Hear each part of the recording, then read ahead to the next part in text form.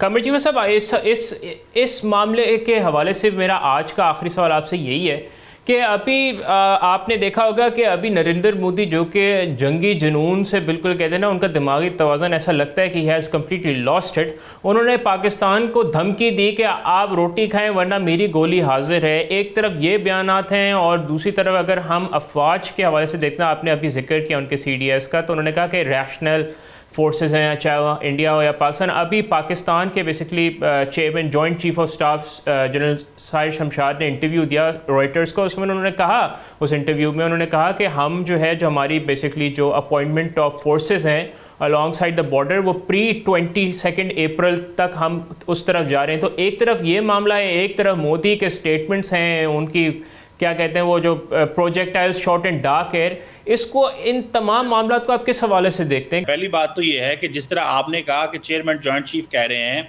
कि जो फोर्सेस हैं वो प्री-22 अप्रैल पे चली गई, पीस टाइम पे। नरेंद्र मोदी कह रहा है ऑपरेशन सिंदूर जारी है जी।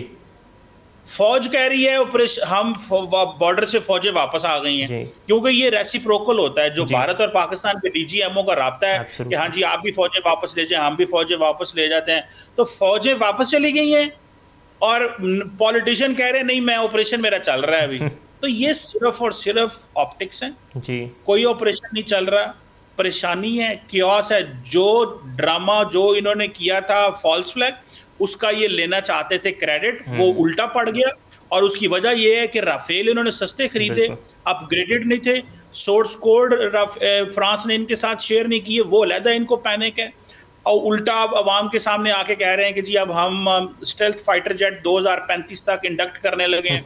फौज कहती है मुझे तुमने लड़ाई आज लड़नी है और फाइटर जेट 2035 में आना है। तो ये किस तरह की बातें कर रहे हैं? सो ये पैनिक है और कुछ भी नहीं है, और झूठ बोल रहे हैं, सिर्फ सीधा सीधा झूठ बोल रहे हैं। लेकिन सबसे इंपॉर्टेंट रोल जो है वो भारत का मीडिया प्ले करेगा।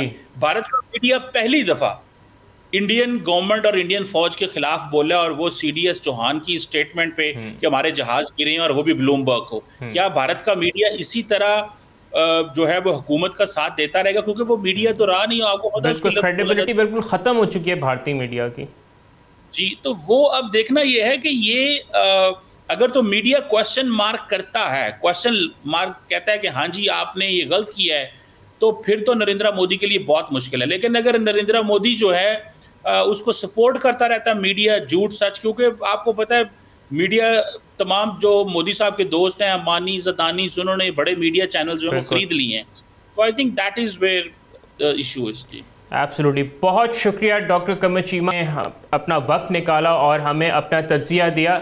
नाज़रीन, बात फिर वही है कि भारत इंतहाई ज़्यादा सुबकी का शिकार है, और जिस तरह पाकिस्तान की अवाम, पाकिस्तान की अफवाज, पाकिस्तान का मीडिया और तमाम इस रियासत के बेसिकली जो सतून हैं, उन्होंने यकजा होकर भारत को मुँह तोड़ जवाब दिया। उस पर तमाम हमारी अफवाज को सलाम है और पूरी कौम को मुबारक।